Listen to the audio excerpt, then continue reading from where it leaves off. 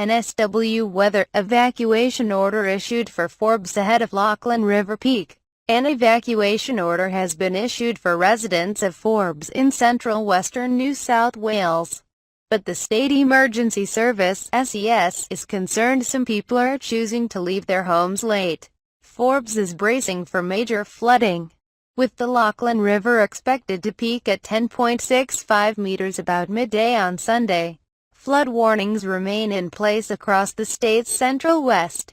The evacuation order covers streets in the city's south, southwest, northeast and CBD. Residents have been advised not to delay their evacuation, with roads expected to be congested or closed. SES said remaining in flooded areas could place lives at risk.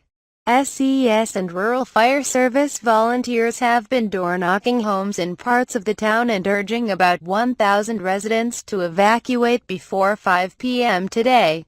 Michelle Mavroyeni from the SES said people choosing to evacuate later than that time could be putting themselves at risk.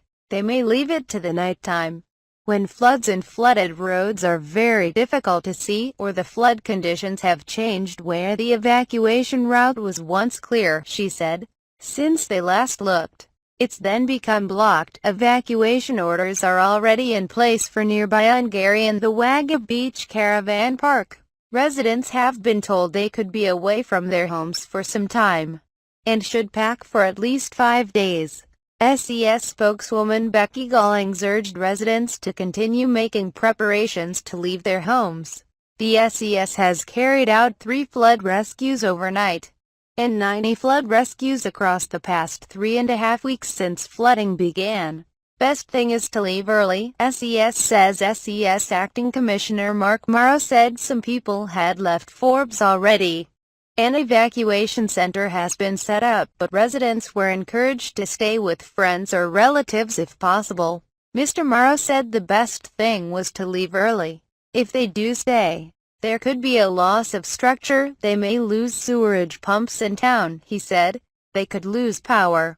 There probably won't be telephones. Mr. Morrow said there were a lot of factors during flooding that could not be controlled, including dead livestock contaminating floodwaters, and chemicals that may leak into the water from farms. There is no good reason to stay if you are going to be inundated with water, he said. There are about 1,000 people affected by the evacuation order.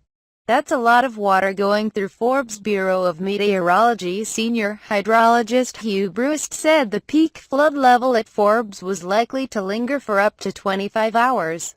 It doesn't have to rise too much to cause a lot of damage there, Mr. Bruce said. Yesterday we were forecasting 10.6 meters, and today we are forecasting about 10.65 meters. That's not much, but when you consider just how wide and flat the floodplains are out there, that's a lot of water going through Forbes. Flood levels, we believe, will now be pretty close to a similar flood event which occurred back in August 1990. School holiday traffic a concern. Families traveling for the school holidays are being urged to stay away from flooded areas in the region. The big concern is people during the school holiday break that might be intending on going through that area. Mr. Morrow said, the Newell Highway is being impacted by this, which goes north to south, border to border. We are urging people to stay across on the eastern seaboard and make the most of the school holidays there. Flood warnings are in place for nearby Condabillen, which is also affected by flooding.